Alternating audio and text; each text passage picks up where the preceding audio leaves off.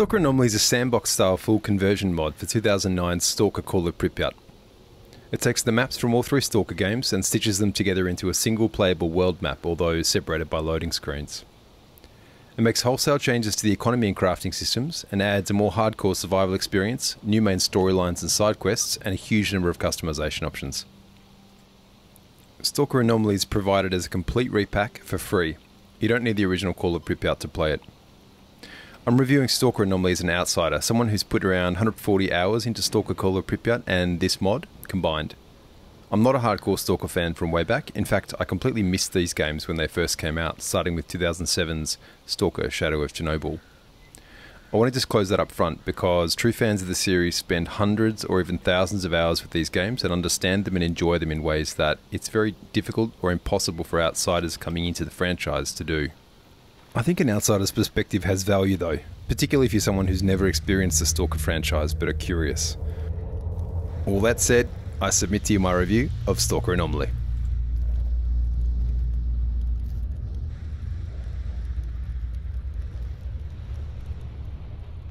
Just a heads up, I've stuck to early game footage for the most part in order to minimise spoilers, and I won't be talking about specific plot points. That said, I will be showing various locations and gameplay scenarios throughout the review. The Stalker modding community is large and vibrant. Stalker Anomaly is clearly a passion project. The devs obviously loved what they experienced in the original Stalker games, grew tired of waiting for a sequel, official or spiritual, and set out to make the Stalker game that they wanted to play. As the official wiki puts it, this mod aims to be the most stable and customizable experience for fans of the Stalker games. The original Stalker games are known for being pretty janky from a technical standpoint. In particular, stuttering and frame pacing issues are common.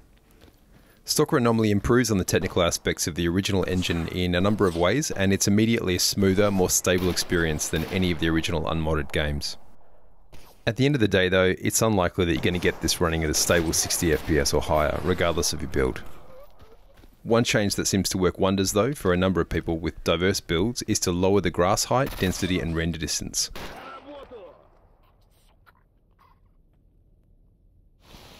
Most of the Stalker full conversion mods put their own aesthetic spin on the Stalker experience.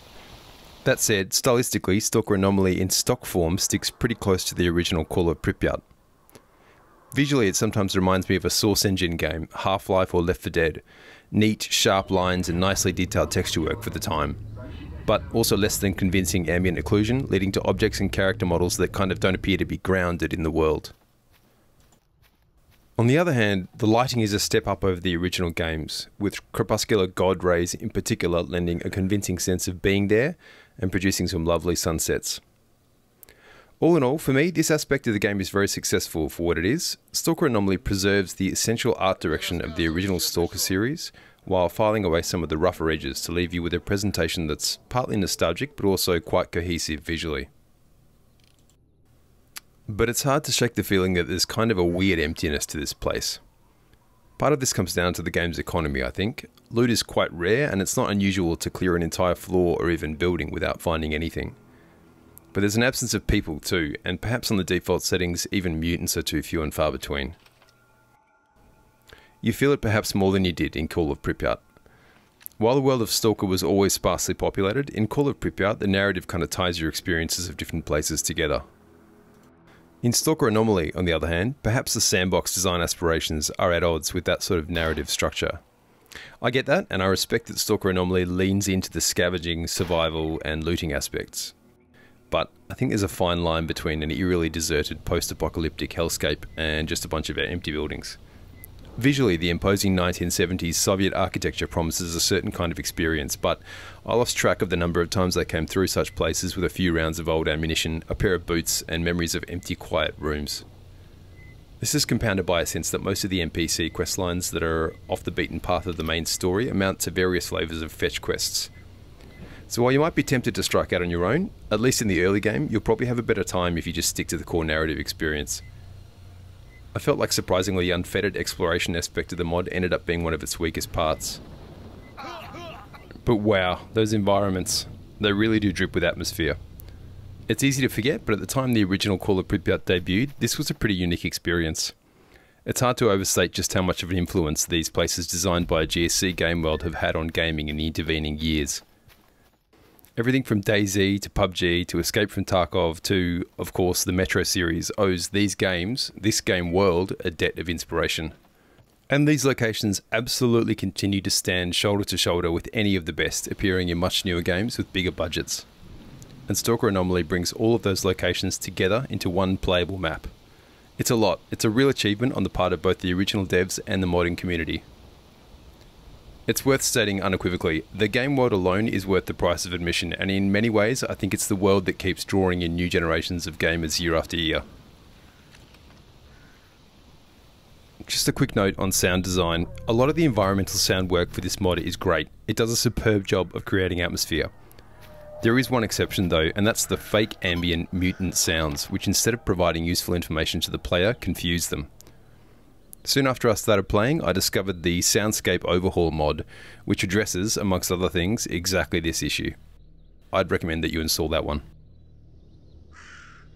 Fans refer to this mod as a hardcore Stalker experience, and I think that has a very specific meaning.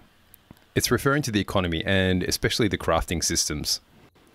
For beginners in particular, either those who are completely new to the Stalker universe, or those who are simply new to this mod, the opaque and inscrutable economy and crafting systems are an almost vertical difficulty spike that serves to gate off a lot of the other great experiences.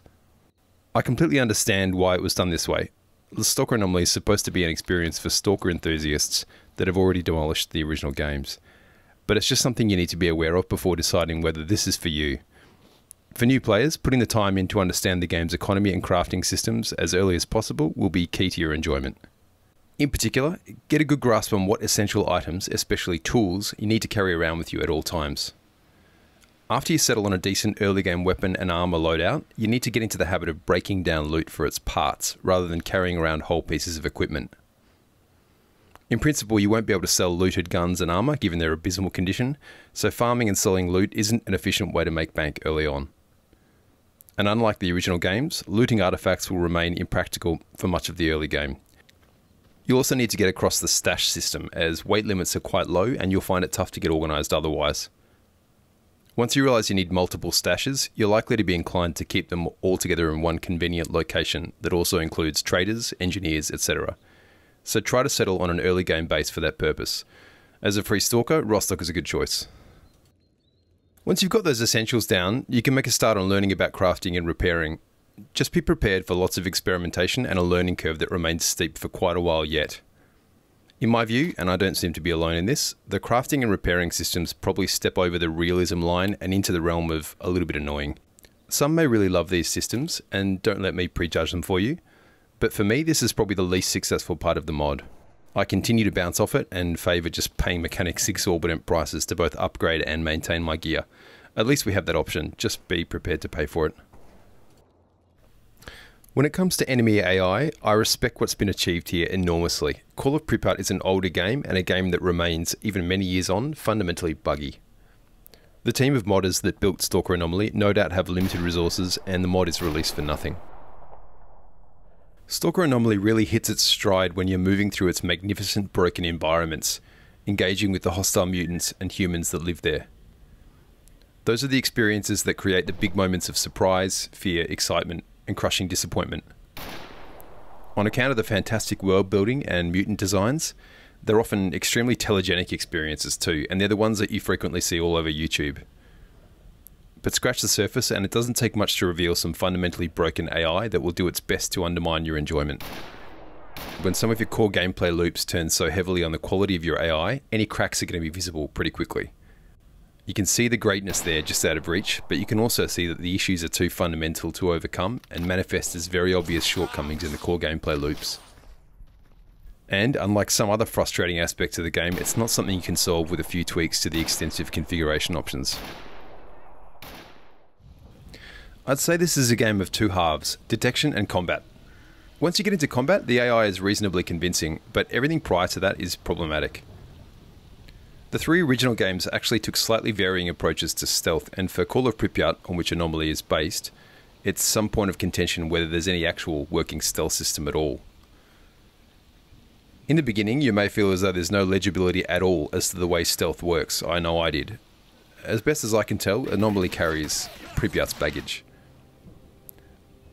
There's kind of a line of sight system in play. If there's an unbroken line of sight, or a line of sight broken only by foliage, between you and an enemy, regardless of the distance and lighting conditions, or whether or not you've been making sound or moving, you're almost certain to be detected.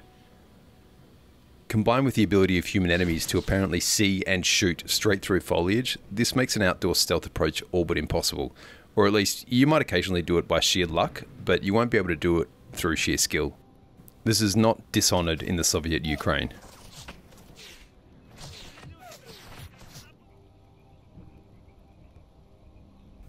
Legibility issues continue with the way sound works. On the one hand, minimizing the amount of sound you make seems to have no effect on how easily detected you are. On the other hand, on a number of occasions, enemies would completely fail to notice proximate gunfire. Sometimes they won't even notice they've been shot. You may well say that's not the way it's supposed to be played. But to give the player all this darkness, all these shadows, and then to not let them make use of that, at the very minimum that's a confusing legibility issue for players. And it's arguably at odds with the design goals of a sandbox, which should be to let the player experience and experiment with the world in a way that feels right for them. Or you may well say, don't judge the AI by its bugs. But what's the distinction between AI with bugs and generally buggy AI? Is it in the frequency and severity of the bugs? Because the sorts of experiences I'm showing you here weren't cherry-picked, they're pretty representative of my day-to-day experience with Anomaly.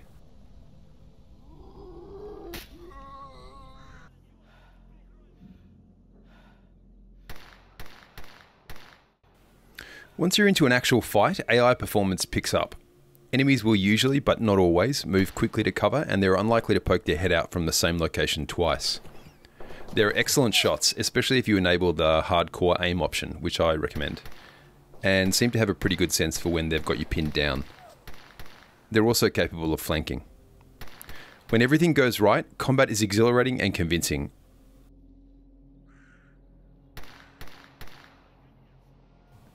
But just as often, for reasons that aren't completely clear, you'll find yourself clearing a room of mercs that basically just stand there waiting for you to lean around the corner and shoot them from cover. They shoot back, but they don't seem to move around or look for cover.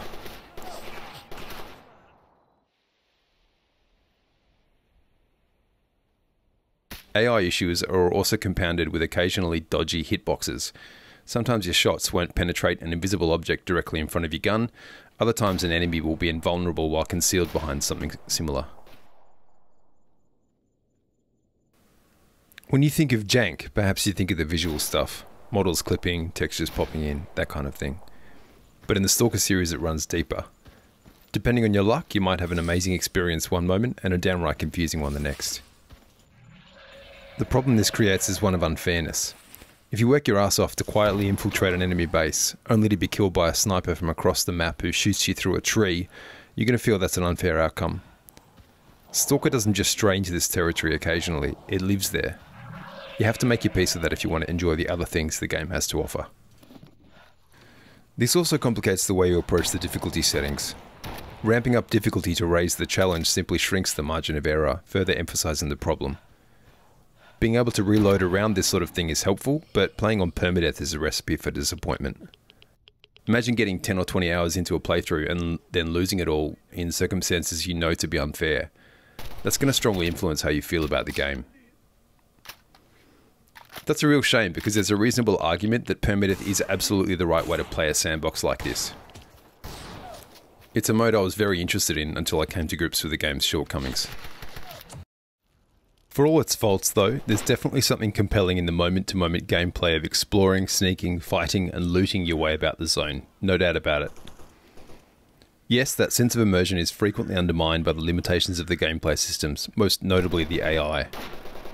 But if you do push through those immersion-breaking moments, especially when you're still new to the game, if you give the game a break for its age and for what a remarkable achievement it is, and you play it accepting of its faults, it's remarkable how quickly you can sink comfortably back into the core gameplay loop. That's a triumph of atmosphere over substance. The combination of pre-scripted narrative and the exploration and fighting loops generates interesting anecdotes. It arguably lacks the compelling human elements that make for truly great stories though. Even NPCs with whom you have regular contact are mostly furniture, and there's little in the way of compelling character development. Overall, for me, the writing was probably less successful than Call of Pripyat itself, but that might be to give those original games too much credit. But I want to get back to that moment-to-moment gameplay loop because there's something compelling here and it's worth experiencing. If you enjoy or can get past the economy, the pedantically detailed crafting system and the jank, then at least once in your gaming career you should drop into the zone and experience Anomaly.